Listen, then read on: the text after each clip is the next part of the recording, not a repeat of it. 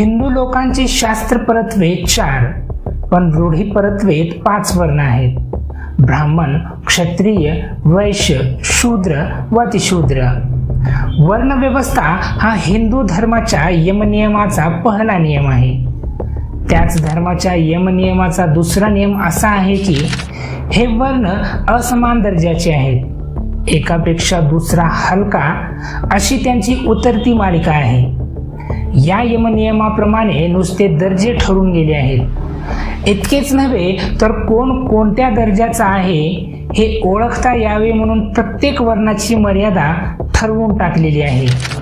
हिंदू धर्मात बेटीबंदी, रोटीबंदी, लोटीबंदी व भेटीबंदी या परस्परातील नुसत्या सहवासाच्या मर्यादा आहेत. पण हा समज अपुरा आहे, कारण या 5 प्रकारच्या बंदी या सहवासाच्या मर्यादा तर आहेतच, पण त्या असमान दर्जाच्या लोकांना त्यांचा दर्जा कोणता हे दर्शविण्याकरिता घातलेले आहेत. अर्थात या सहवासाच्या मर्यादा म्हणजे असमानतेची चिन्हे आहेत. जसे डोक्यावर मुकुट असला म्हणजे तो राजा समजला जातो, हातात धनुष्य असले म्हणजे तो क्षत्रिय ओळखला जातो, तसेच ज्याला या 5 बंदापैकी कोणताच धरबंद नाही तो वर्ग सर्वात श्रेष्ठ मानला जातो व ज्याला या 4 बंधांनी बांधून टाकले आहे त्या वर्गाचा दर्जा सर्वात हीन मानला जातो. या 5 बंद्या कायम राखण्यासाठी जी एवढी धडपड करण्यात येते ती एवढ्याच करिता की तसे झाल्याने धर्माने ठरवून दिलेली असमानता मोडून तिच्या ऐवजी समता प्रस्थापित होईल.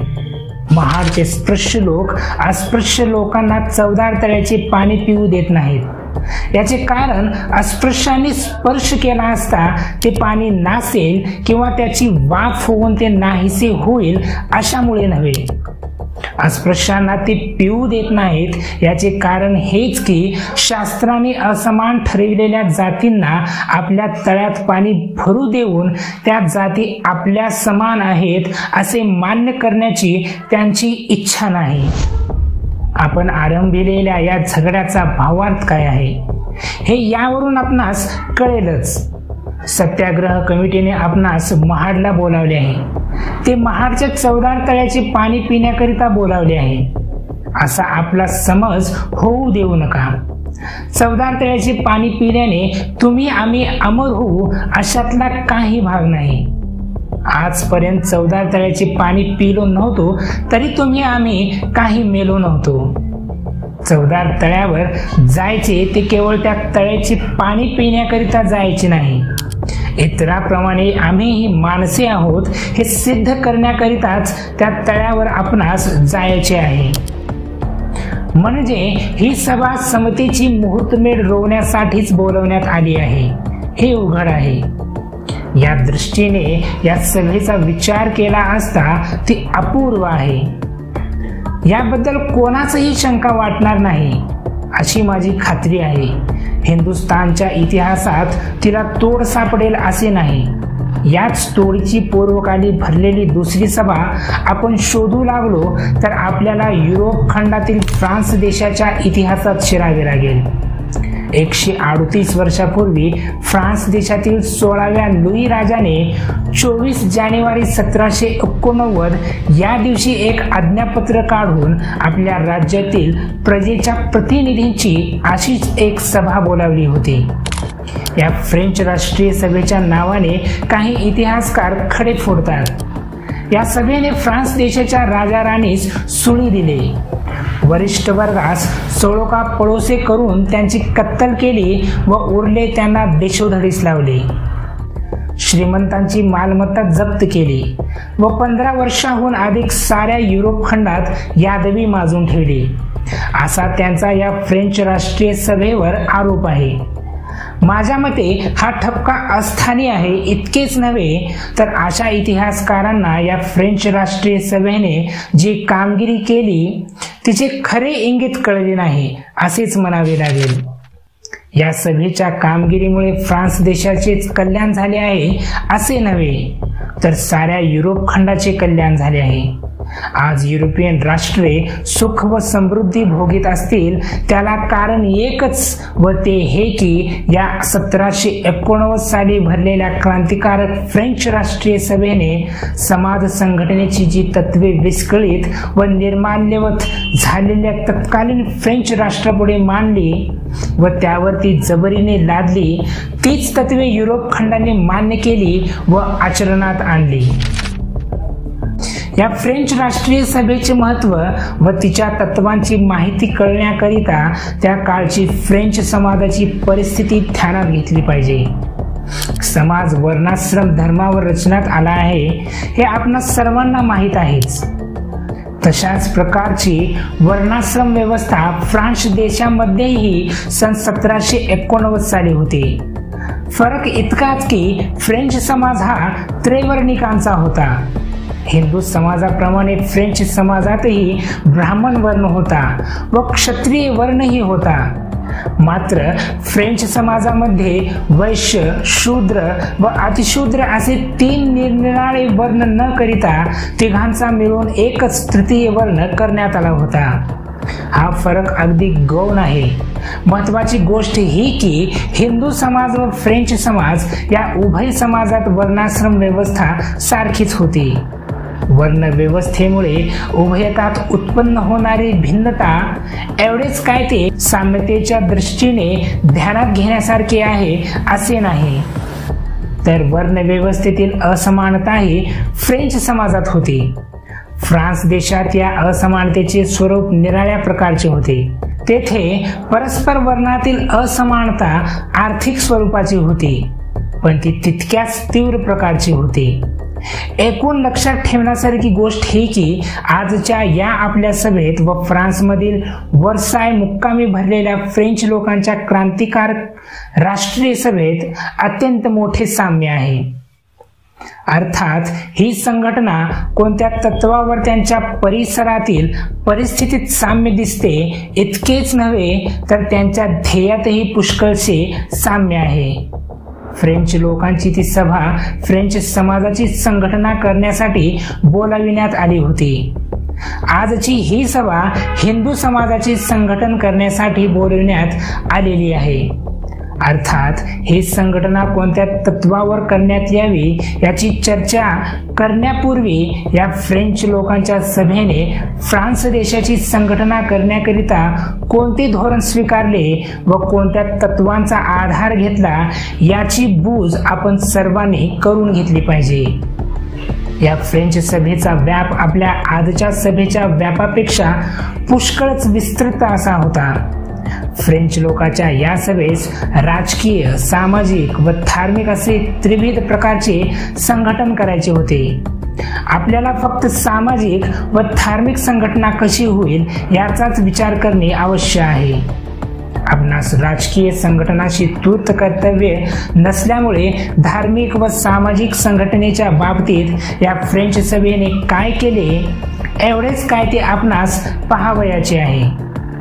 या फ्रेंच सभेने सामाजिक व धार्मिक संघटनेचे बाबतीत जे धोरण ठरविले होते ते धोरण कोणत्या प्रकारचे होते या सभेने जे 3 महत्वाचे जाहीरनामे काढले त्यावरून कोणासही उघड दिसून येणार आहे. पहिला जाहीरनामा तारीख 17 जून 1789 रोजी काढण्यात आला होता. तो जाहीरनामा फ्रान्स देशातील वर्णाश्रम धर्मासंबंधाने होता. पूर्वी सांगितल्याप्रमाणे फ्रेंच समाज त्रैवर्णिक होता. या जाहीरनाम्याने हा त्रैवर्णिक समाज मोडून साऱ्या समाजाचा एक वर्ण करण्यात आला. इतकेच नव्हे तर राजकीय सभागृहात या त्रैवर्णिकांसाठी ज्या निरनिराळ्या जागा राखण्यात आल्या होत्या त्या खालसा करण्यात आल्या. दुसरा जाहीरनामा धर्मोपदेशका संबंधाने होता. पुरातन रूढीप्रमाणे हे धर्मोपदेशक नेमणे किंवा काढणे हे राष्ट्राच्या स्वाधीन नसून पोप सारख्या परदेशीय धर्माधिकाऱ्याची मिरास होऊन बसली होती. ज्यास धर्मोपदेशक पोप नेमिल तो धर्मोपदेशक होत असे. मग ज्यांना हा धर्मोपदेशक धर्माचा उपदेश करणार त्यांच्या दृष्टीने तो त्या अधिकारास लायक असो किंवा नसो. या जाहीरनाम्याने धर्माधिकारी वर्गाचे स्वयंभूपन नाहीसे करण्यात आले व हा पेशा कोणी करावा, त्याला लायक कोण व नालायक कोण, त्याला वेतन द्यावयाचे किंवा न द्यावयाचे वगैरे गोष्टी ठरविण्याचा अधिकार फ्रेंच राष्ट्राला देण्यात आला. तिसरा जाहीरनामा राजकीय, आर्थिक अथवा धार्मिक तो सर्वसाधारण असून हर एक प्रकारची सामाजिक व्यवस्था कोणत्या तत्वाच्या पायावर उभारली जावी या संबंधाचा होता.